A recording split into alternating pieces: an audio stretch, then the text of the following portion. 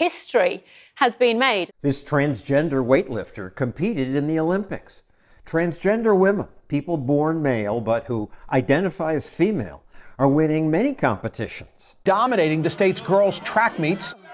Some women are upset about that. Why do I have to compete against a male body? Leia Schneeberger is a mountain bike racer. She won this race 3 years in a row. But then a former men's cyclist transitioned and competed as a woman. Now that person wins. How did this happen?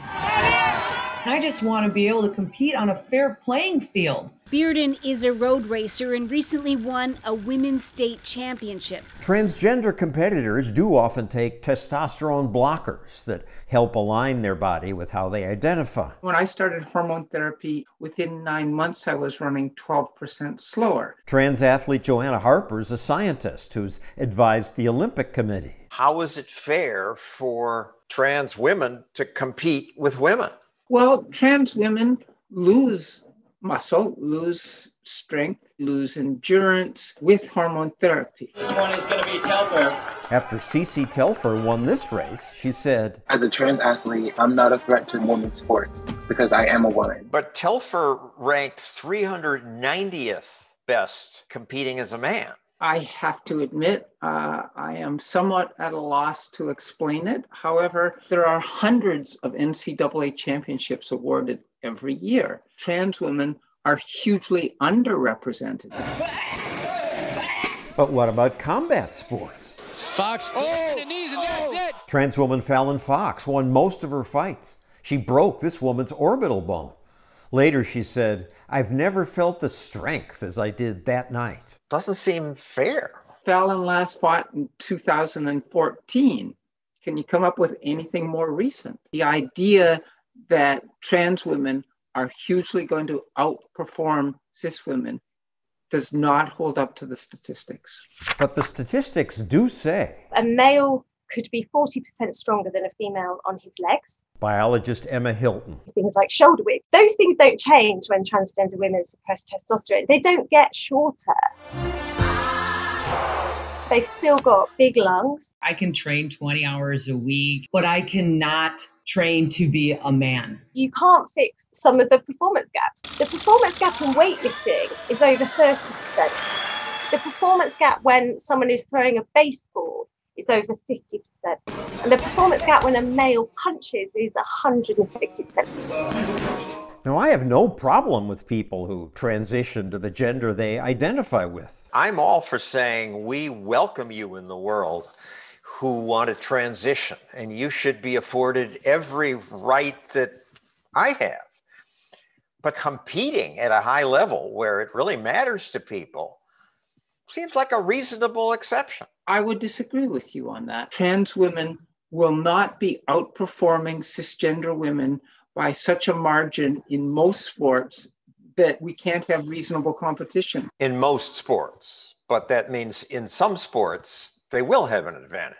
Yes, we allow advantages in sport. Gold medals piling up for Team USA. The richer nations win the vast majority of Olympic medals. If we're going to let trans people have any kind of lives at all, then it shouldn't be a shock that there is a trans person in the Olympics. She's not going to dominate the competition. She didn't. She won no Olympic medals. But still. She's taken a place from someone. She took a spot from Tracy Lambrace. She was told, "You won't be selected as the New Zealand super heavyweight weightlifter because Hubbard is better than you." This isn't fair. She and others aren't happy, but most stay silent. Because every time we try to voice it, we get told to be quiet. I don't get this being silent stuff. I would think if you feel you're being treated unfairly, you'd speak up. They are being told they need to stay silent or else they're going to lose their spot on a team. They're going to lose sponsorship opportunities. They're going to be called a bigot.